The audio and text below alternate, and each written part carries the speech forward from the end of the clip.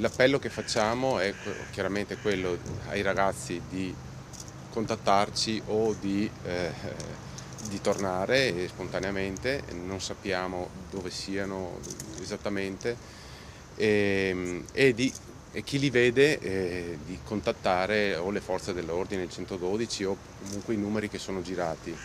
L'auto è sempre la Fiat Punto nera targata FA015YE. Che si faccia sentire, perché si faccia sentire, ci dia notizie di lui e della Giulia. Siamo preoccupati e vorremmo che ci contattasse. Qualsiasi cosa sia successa, noi lo aspettiamo, gli vogliamo bene a lui e alla Giulia, e che ritornino. Vi prego, tornate. Aspettiamo che tornino a casa il più presto, qualsiasi cosa sia successa, siamo qua.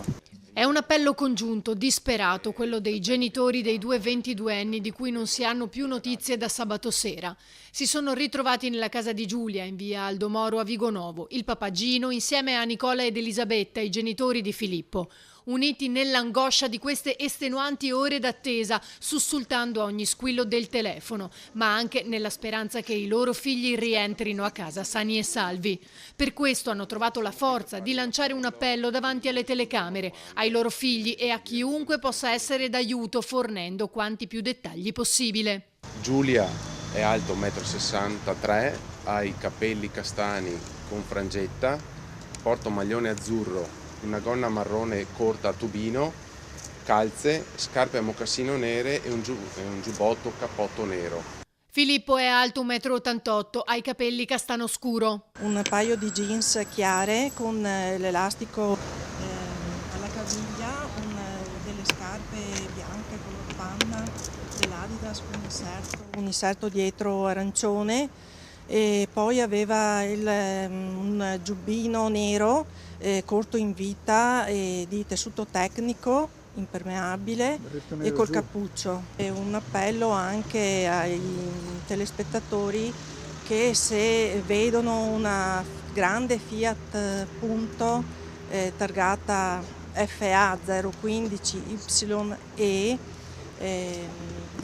che ha anche delle ammaccature nel cofano della macchina dovute alla grandine, di contattare il 112. Poi la mamma aggiunge: L'ultimo giorno che l'abbiamo visto era tranquillo. E tranquilla era anche Giulia, almeno fino alle 22:45 di sabato, quando si è scambiata alcuni messaggi WhatsApp con la sorella Elena sulle scarpe da indossare probabilmente il giorno della sua imminente laurea. Quello che sia accaduto dopo, i carabinieri stanno cercando di ricostruirlo passo dopo passo. Dalle ore trascorse nel centro commerciale di Marghera, al testimone che dice di aver sentito una discussione nel parcheggio poco distante la casa di Giulia verso le 23:15. Poi le chiazze di sangue nella zona industriale di Fossò, dove verso le 23:30 le telecamere hanno registrato il passaggio dell'auto. E ancora le altre zone oltre la provincia. Tra Veneto e Friuli, il Trevigiano, il Bellunese, e mentre continuano le ricerche a 360 gradi anche nella zona del Cansiglio, proprio la scorsa notte la targa dell'auto sarebbe stata letta dal rilevatore elettronico nell'Alto Bellunese, confermando che si stava dunque ancora muovendo. Poi nuove ricerche lungo la riviera del Brenta. Le ricerche dei vigili del fuoco si stanno concentrando anche lungo il naviglio tra Dolo e Stra. Proprio nelle prime ore del pomeriggio abbiamo visto l'elicottero sorvolare la zona. Ma nel corso della mattinata, su richiesta dei carabinieri, hanno effettuato verifiche anche lungo gli argini con l'utilizzo del gommone, ricerche che però hanno dato esito negativo, quindi le squadre sono rientrate.